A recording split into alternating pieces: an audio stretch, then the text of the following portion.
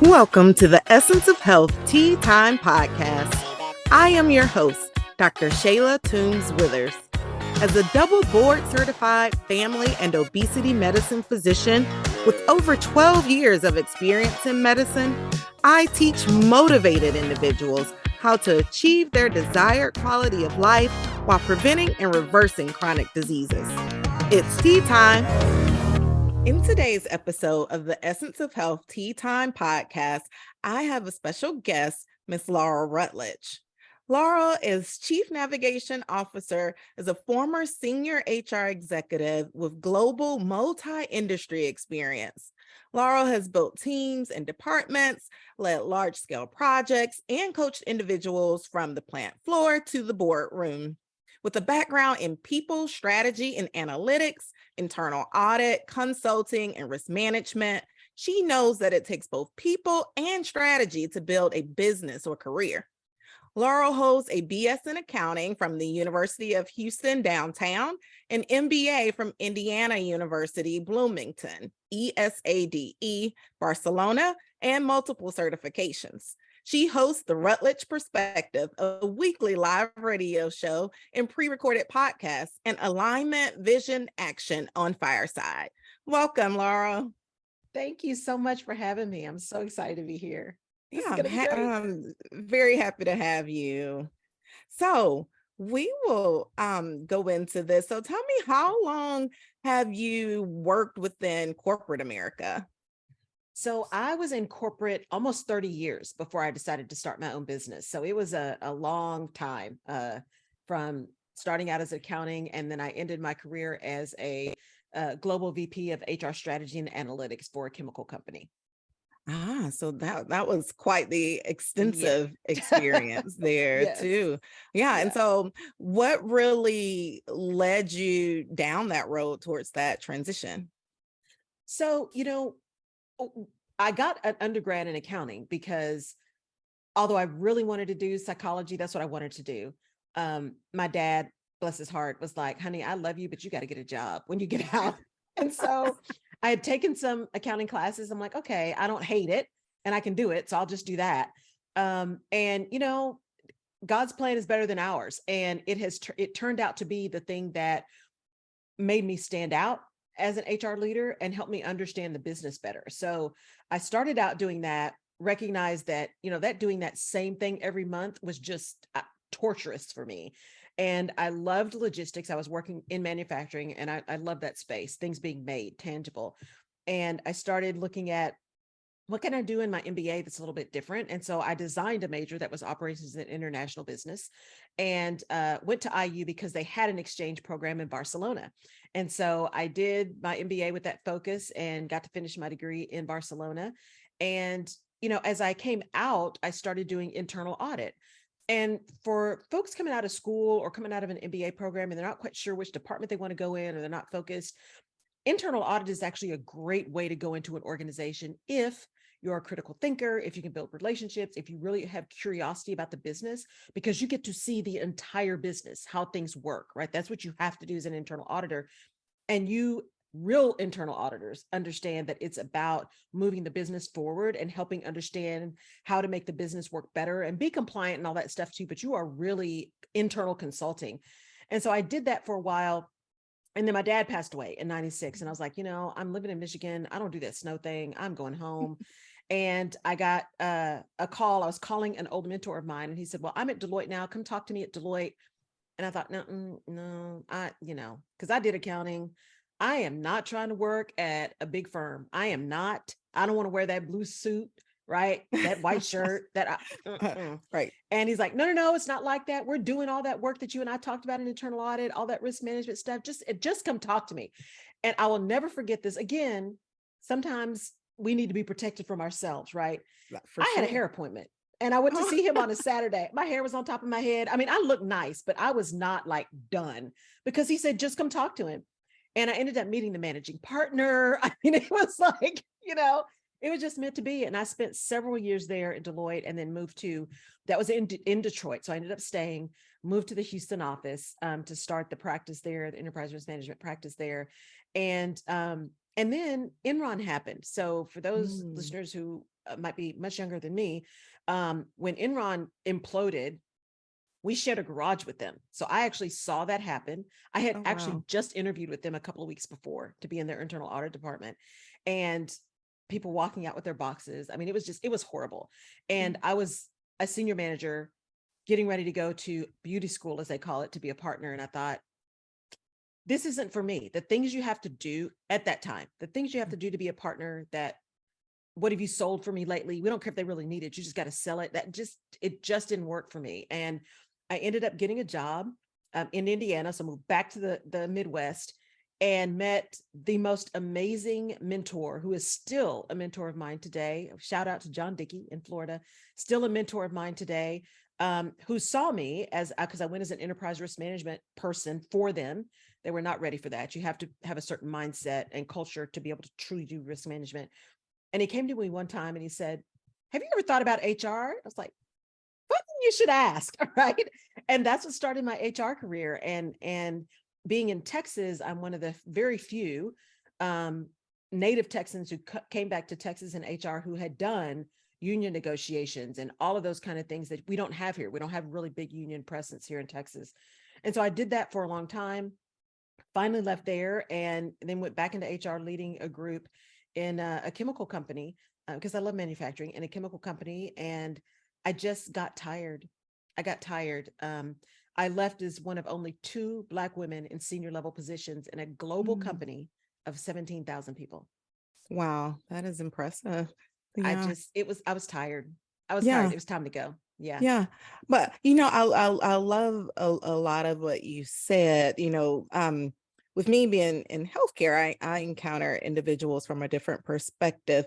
But a couple of things that you mentioned, one was that you weren't afraid of change. Mm-hmm. You weren't afraid to make big, bold moves and afraid Yeah. to make changes, especially when it came to things that you felt you needed, Mm-hmm. whether you needed to be closer to family or you Yes. felt it was the kind of position that you wanted. Mhm. You weren't afraid to make those changes. And, Right. for a lot of us, we get these kind of mental roadblocks and things, even if we may be suffering in a way where Mhm. we just get challenged and don't feel like Yeah. we can, almost like we need permission to Right. do that. And so I like that you were able to see that and really put yourself first for what you needed and make those changes. And then the other thing you mentioned is about your long-term mentor. A lot of what I talk to people about too are your resources.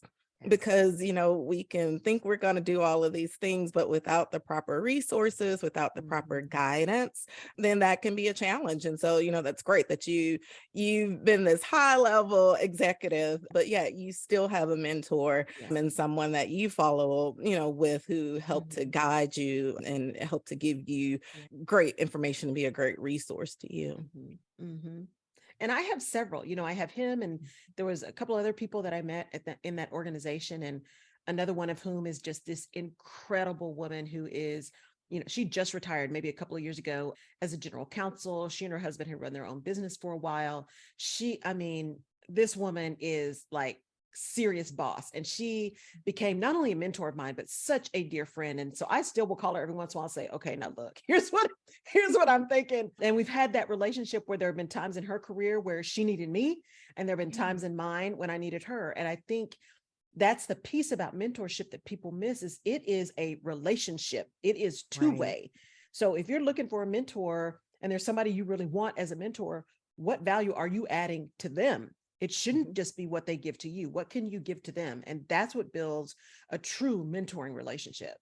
Yeah, I love that. That's a wonderful tip too. Yeah, yeah, that you're beyond just, getting advice, but you're making a Mhm. connection. And Yes. yeah, yeah, solid connection there. Yeah. And so one of the things, Oral, that we've discussed before is Mhm. that you experienced a health challenge too, and that Yes. also helped you to make some other big bold decisions. So just Yes. share it with us a bit of that. Sure. So what I realized by the time I got ready to leave, and I was seeing myself in the mirror, I was looking at how I was feeling. I was not sleeping well. I literally did not sleep on a Sunday night for 5 years. 5 years. I just did not Oh my sleep. goodness. And I gained at least 60 pounds. My lasting gift from corporate America was type 2. And I thought, I am not going out like this. Now, there were a number of people on my dad's side of the family who have type 2, diet controlled, right? Mhm. But still, this is something that is avoidable. It's something that's controllable. And what I recognized was I was giving so much to this organization. I was in constant conflict. I was constantly battling just mess, because in many ways it was just a hot mess.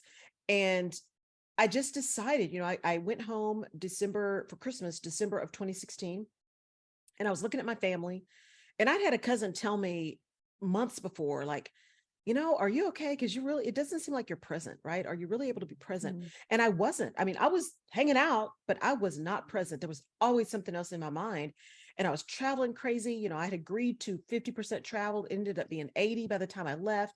And that's not only domestically, but globally. And that really wreaks havoc on your body, the Yeah. time change, right? And not eating regularly, and I tend to be an under eater. So for those of you who think, well, I'll just eat less and that's why I'll lose, I am an under eater and gained at least 60 pounds, right? Mhm. I've been in therapy forever. I love my therapist. And so I don't know the number anymore. I had to stop looking at the number because for me, it was a obsessive compulsive kind of thing, right? The number just gave me so much agita. And so I had to learn with body dysmorphia to really pay attention to how I felt. How did my Mhm. clothes fit? How was I moving? Right. And pay attention to those things that were not external, not the aesthetics. And so when I recognized that I was so tired, I wasn't sleeping, I was in constant conflict, and I was having these health issues because I've been relatively healthy most of my life. I don't have blood pressure issues, I don't have cholesterol Mhm. issues, none of those things, but this blood sugar thing was a problem. And I'm not trying to lose my eyes or my Right. toes or my leg. Yeah. I'm not going out like that. And I thought, not only am I not being present for my family, but I may not be here. And I'm just Right. not okay with that. So I have to make a change. And that December, I decided I'm just done. I'm Mhm. just done. And I went in February and said, I'm done. Right. I Right. I resign and I give you till May, right? But I'm out. Mhm. Yeah, yeah. And we hear a lot now, especially about work-life balance, oh, how Yes. to get your work-life balance. What you were experiencing was truly, trauma really from Yes. your Yes. job and your career. The fact that you were traveling all the time, the fact that you were going to different time zones and different Yes. countries, that impacts your sleep, which in Yes. turn raises stress and cortisol level. And Hmm. even though, you may be trying your hardest to Right. eat healthy when you can, because travel also, can make that a Yeah. challenge too with finding healthy food. Yes. And it sounds like it just all, compounded It did. on you into Hmm. diabetes development Yes. there. Yeah. It's a lot. And I think we have a tendency to not pay attention. If you're frustrated with your weight, taking more medications than you like to, have been told that you are at risk for the development of a chronic preventable disease, or just are not feeling in the best of health, then I'm talking to you. Why? Because you're tired of fat dieting. You know it's time for a change, and you want a sustainable plan to improve your health. If you have found yourself at this place in life, well, I have developed a program that's just for you.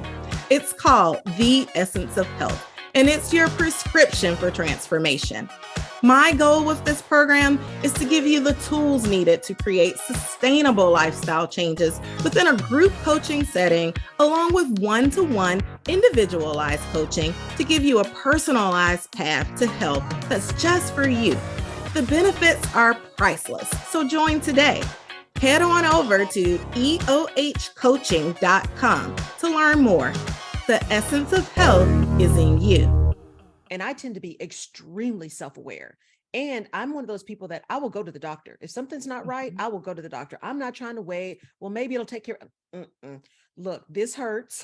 This Yeah. isn't working. This is not normal. We got to figure out what this is. So I don't have any problem doing that. My mom's actually a retired surgical nurse. And so we grew up paying attention, right? So I don't have any Mhm. issue with that. But what I realized was, one, I don't like to take anything. And so the more they started talking about what I was going to have to take and what I was going to have to do, I'm like, this is not the lifestyle that I want, right? And so I have a choice. And that's what I tell my clients all the time. Even in business, you have a choice. Companies will make you think you don't. And they'll have, depending on who you're working with, they'll do those golden handcuffs, right? They're paying you so much money. There's no way you're going to leave. When I made the decision to leave, and you guys hear me, I'm not independently wealthy. I'm not. I had been putting away a lot of money because I was making good money, but I was by no means independently wealthy. But when I decided to go, and I'd figure it out. And so when you get to that point, I just want to encourage all of your listeners to say, make a plan. Now, if you're in danger, you need to just get out and figure it out. But if you can't, just make a plan and know that you have a choice. Your choice may be, you know what, I'm going to stay here a minute, but my idea is I'm going to keep working, but I'm really going to be putting my plan together so I'm ready to go. Or it may be, you know what, this is so bad that I am just going to go, and I know me, I will figure it out. Or, you know what, I'm just ready. I've had my side hustle going for a while and it's just time. So just know that you always have a choice. They may be good choices, they may be bad, some might be ideal, some may have a little tweak to them, but you have a choice. You just have to decide whether or not you want to take advantage of that choice or not, and when you want to. But you have it. Don't let anybody tell you you don't have a choice, because you do. Yeah, that is so very true. And I love that you recognized too that you did have that choice, and that it wasn't the lifestyle that you wanted to live in. It wasn't how you wanted to have to deal with diabetes in that way, and that you knew that you had to make this change, and that you Right. took that leap. Was there a certain point where you just weren't feeling your best that just really kind of even propel that more forward for you? Really, again, it was that December, when I got home at December for that Christmas, and I was so tired, and I was just irritated, and I love my family, right? And I was just irritated by their mere presence, right? That somebody else was breathing my air. Now, I'm introverted anyway, and I've learned over the years of knowing myself that when I get up first thing in the morning, I need quiet time, right? I don't need to be talking and engaging. And I'm a morning person. I'm up early, 4:30. But I don't need to engage that early. I need to, pray, meditate, get Yeah. myself together, Have your moment of peace. have my moment of Yeah. peace before I have to go people, right? Right. For Yeah. the day. And so when I realized that I was so frustrated with them, just their mere presence, that everything they said irritated me, my temper was short. When I realized I was doing the same thing with my team at work, I just didn't have the patience that I normally had. And I was pretty honest with them. I'm like, guys, I don't have it today. I need you to just know it's not you. I'm fighting a ton of battles, and I can't today. And when I heard myself saying that, when I was feeling that, that's not how I wanted to feel. It's not how I wanted to live. And it was most certainly not how I wanted to lead. So it was time. It was just time. Yeah. Yeah. Yeah. It happens to a lot of us. I've even, spoken with clients who are really just struggling with these jobs that they are working. And people they just continue to go through the motions, knowing that they aren't feeling well. And meanwhile, your health does tend to, will continue to suffer with that, especially Yes. somebody with blood sugar issues, Yes. because, we know about the way that our body responds. And one of those Yes. ways is that it will make it really, really challenging to control your blood sugar if you Yes. are still under that level Yeah. of stress. So once you made this transition out of your corporate job, what other changes did you then implement to improve your health? It took me a while, right? And I would tell people, if you are jumping out of corporate into entrepreneurship and you're coming out of a toxic situation, give yourself a minute, because I didn't do that. When I left the job before, I took about 6 months to kind of rest, to get myself together. I did not do that. I was like, I'm out of here December 2017. By March 2018, everything's going to be done. And so just the stress of entrepreneurship is different. And I came out in 2018, the pandemic hit in 2020, right? So I'm just going into 6 years of this business. And so, for me, there was a huge, I left one crazy to dive into another crazy. Because when you come out and it's just you, I mean, I'm single, no kids, I'm here by myself. And I love that. I'm not complaining about that. But that's a lot of time by yourself in your head. Right. Especially when you're introverted, because I'm not trying to be around a whole lot of people. And Right. this pandemic didn't bother me as much as it bothered a lot of folks, right? Because I can stay at home. But for me, it was that, okay, now I've got a lot of stuff coming at me. I'm trying to figure out this business. All of that stuff that you've been burying and not addressing, that's you, comes up when that happens. Yeah. And luckily, like I said, I've been in therapy for a long time, and I'm not, I'm not crazy. And I think we need to stop labeling people that Oh, way. exactly. Yeah. Because it's Everyone can powerful. use Therapy is a powerful. therapist. We Absolutely. all have things we can work Honey, through. Yeah. hunty, we Yeah. all have things. Yeah. We all have stuff. And Mhm. so, working through a lot of those things that I hadn't really addressed in a long time, and being forced, full frontal with those things, that was part of it. Really getting at this body dysmorphia and changing the way I thought about things and the way I saw myself. And then honestly, really working with my doctors and getting to an endocrinologist and figuring out what we were going to do. And, what kind of med do we need to be on? Because it got pretty bad. And so not insulin control, but definitely some of those medications. And I have a needle phobia. And so even at one point I was doing one of the injections, right? Weekly, and had to go. So here's another thing why I said, I can't do this. One, it's expensive. And it was It more is. expensive for me because I was literally going into my doctor's office every 2 weeks to get this injection because I can't get myself a shot. What? Give Yeah. yourself a shot? That is not happening, Yeah. right? Wearing the Yeah. meter, they had to put the meter on. Y'all, look, Yeah. I'm being really vulnerable here. I know I'm grown, but needles freak me out. And Yeah. so I just knew going through all of that, I'm like, we have got to figure this out. And so I ended up continuing with my trainer. I had the most phenomenal trainer. I'd always been kind of working out, but the stress, you can't outwork the stress. And Mhm. so, and if you're not eating well too, so for me, it was that combination. So I was able to really work with my trainer. I went to plant-based, which was great for me. Because I don't enjoy eating. I like food, but I don't enjoy the process of eating. I hate feeling full. So I can't do volume. It has to be really high calorie dense foods for me. So I don't have to eat as much. And I know some sensitivities, right? I'm highly sensitive to carbs. I'm highly sensitive to some specific things. I can't do mushrooms, right? There's some things that I learned. And so by working very closely with some physicians that have been with me since I moved back to Texas in 2009, who know me and who know that I know my body really well. And I'm not alarmist. I just know when something's not right. And with my trainer, I mean, my village, I use it intentionally. My village has my trainer, my therapist, my physicians, everybody's in this village. Everybody knows. I'm like, if you need to know, you call the other one. I'm giving you permission to talk. And so with all of them, I was able to really get focused on feeling better and doing what I needed to do to feel better. And oh, by the way, that includes food. That includes getting water in. That includes continuing to exercise. Because I actually like to work out. I like that burn, and my anxiety needs sometimes that energy expulsion. But I needed the whole combination. And I'm still not perfect. I mean, I lost a ton of weight pretty quickly. And so 2022, I was very much a settling year. So now I'm like, okay, we got to get back down, because I think I put back on about 5. I'm like, we got to get that off and get back down to where I want to be. But your body, when you lose that quickly, needs to settle. And so I would tell people that for me, it was that deep awareness and a willingness to go through the pain of change to eliminate the pain of how I was feeling. So as they say, pick your pain, right? And I didn't want to feel that way anymore. And I certainly didn't want to leave out of here before it was my time. And I just decided to do some things. And I put a team around me. I put people in my village who understood me well enough to know, don't just tell me go, just drink more water, just do 12 more reps.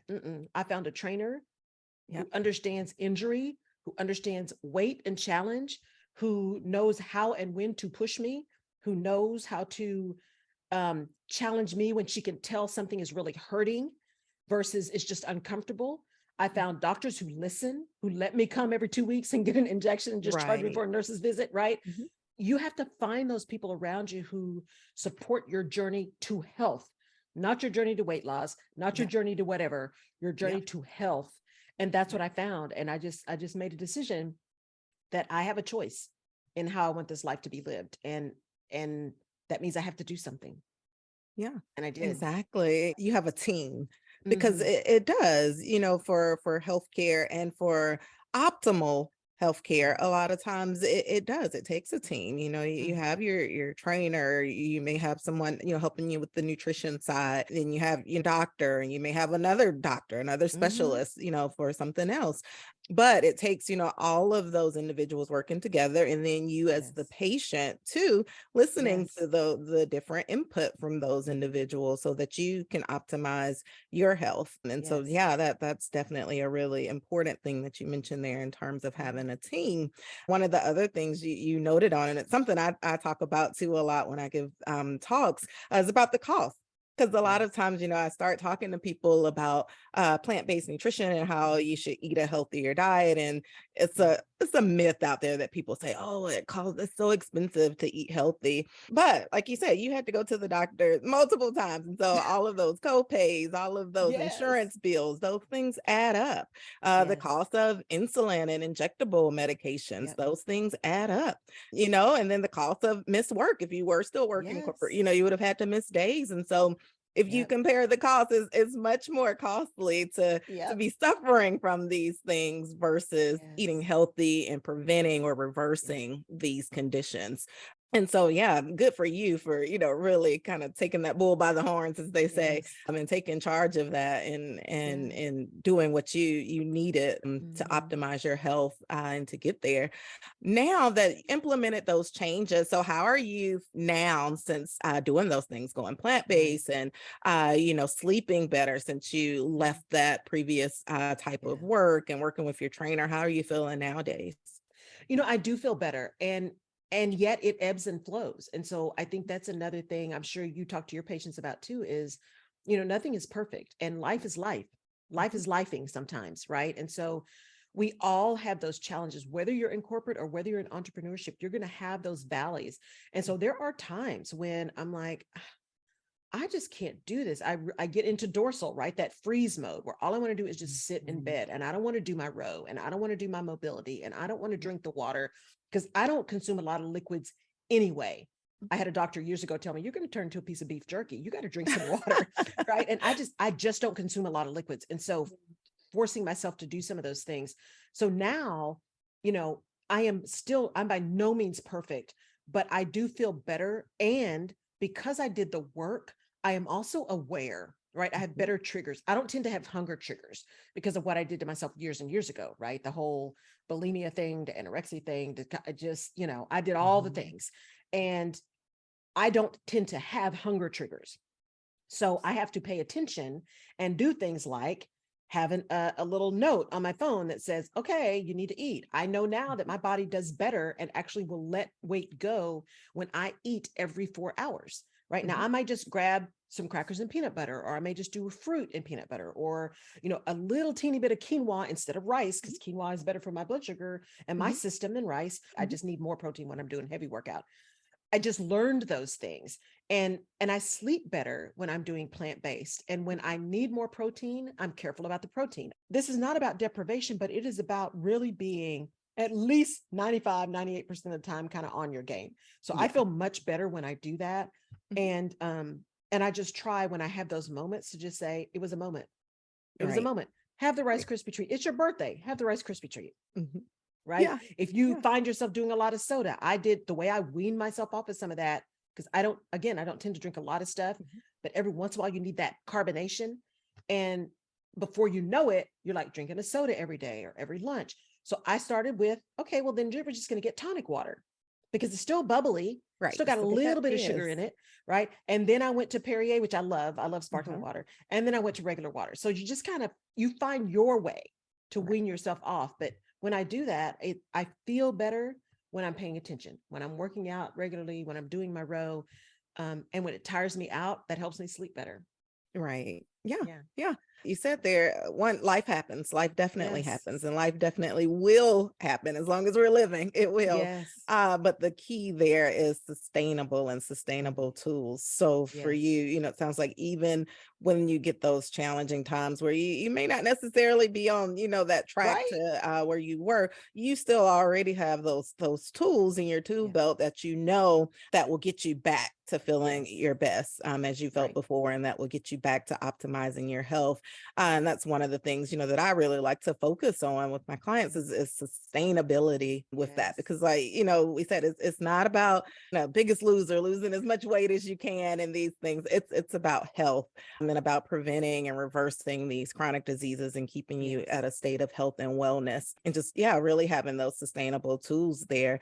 Even when it comes to diet, in some previous episodes I mentioned before, there were studies that were done regarding plant-based eating and plant predominant diet. And so, for a lot of folks, they don't go 100% plant-based, but what studies have shown is that still, if you're doing this, 85-90% of the time where you're getting a plant diet and you're predominantly eating plant-based unprocessed foods, then you'll still get, a lot of those benefits. You'll still be reducing your risk for cardiovascular disease and improving your overall health and wellness. So they have this thing where they can't even get started because it's like, I'm not going to eat any tofu, or, I don't want to, eat beans or this, that, or the other. But it's not about being perfect. It's just, most of the time, let's just get some more plants on your plate. Yeah. So that's an important thing that you said. Find your trick, right? Like for me, if I was having a real sugar craving, I go to the store, I buy the sugar. As soon as I get home, I put it in my pantry. What I found about me is if I put it away and don't see it, I don't remember it's there. So I'd end up not consuming it. But it was like the act of knowing it was there, like knowing I could get it if I wanted it, took away the craving. Now, that won't work for everybody because I tell my trainer that, she's like, no, ma'am, if it's in my house. Then it's eaten. It's eaten. For me, if it's in my house, but it's away and I don't see it, I don't even think about it. I cleaned out my pantry. I found some cookies I bought 2 years ago. Forgot I had them, right? Package still closed. So you have like your glass break in case of emergency, break glass. Right. Right. My survival pack. Right.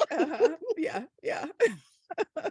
But that's true though, finding what works for you, because we are all unique individuals. Each of us were uniquely made, divinely made, and we are unique, and there's no cookie cutter. There's no one size fits all. And if that, works for you to just in your mind to know that in case of emergency, it is there, and that reduces your stress, then Yep. It works. I don't know why, but it works for me. Yeah, I love that. And now, so what would you tell someone else who may be in the corporate arena, or who may, have some type of job right now that's just really stressing them out to a point where they're starting to notice that they are developing health challenges? What message would you want to give to those individuals? So here's what I would say. Again, coming out of corporate, coming out of HR, you have a choice. And if you love what you do, right, you love your company, or you love your boss, or you love your department, the first thing is to start with, what is causing the stress for you? Is it just the department? Is it the work? What is the thing? Find that, identify that first, and then make a decision as to what you need to do. For me, I knew it was the entire organization. It was just toxic, right? And there were people there that I loved and I hated to leave, that I learned a lot from, that was really supportive for me, but the overall just wasn't working for me. And so learn what it is that isn't working, so you can decide if you can fix it where you are, if there's a way to fix it and get you back to even keel or not. And only after you do that, do you then start making a plan for what you want to do. But I always tell people, don't hurt you because you're mad at them. Don't just do something crazy because you're uncomfortable. Find out what it is that's a problem, determine why it's a problem, and then make a plan of what to do. And if you really are having some health issues, you must address that. And the only thing companies owe you is a day's pay for a day's work. That's the only thing they really owe you. They do the other things because they want to keep people. Only thing you owe them is that work for that pay. You don't owe them your entire life. You don't owe them 24-hour service. You don't owe them missing everything that's important to you. You don't owe them not going you don't owe them any of that. You need to know your culture. You need to know how to maneuver through things, but you do not owe them your life. They didn't pay for your life. Right. They didn't pay for your life. And your value is greater than what they're paying you, right? Because that no one can pay you what you're worth. What they're paying you for is your experience and expertise. So figure out why you're uncomfortable, what it is that's making you uncomfortable, determine if it can be fixed, and if not, start to make a plan. That is a great message. And so thank you for sure for sharing that. For our audience, how can my audience connect with you? Because you definitely make a wonderful mentor for those folks who may be, considering a career move and facing those challenges. So how can they connect with you? Well, thank you so much. They can find me on laurelrutledge.com. That's the easiest way. Everything Laurel Rutledge is there. The podcast is there. The fireside show is there. The radio show is there. You can find all Laurel Rutledge there. I am in the process of revamping and streamlining. I'm going to be doing something that will help people who are really in that career transition, but also focusing on women business owners. So those 7-figure business owners, that whole idea of strategy and process, you can't have a good people strategy without a good business strategy. And I need you to lead with your heart, but act with your head. And so that's why I call it Chief Navigator. It's about navigation, right? That's what I do. That's my genius, is seeing those dots, helping you connect them, helping you get a plan. Because whether you're building a business or a career, is strategy and people. So find everything about me on laurelrutledge.com. Well, thank you so much, Laurel. I really, this was to have you on the show and to chat with you. And I just really appreciate your time and coming on the show today. Thank you so much for having me. This is great. I really appreciate it. Thank you for joining me today on the Essence of Health Tea Time podcast.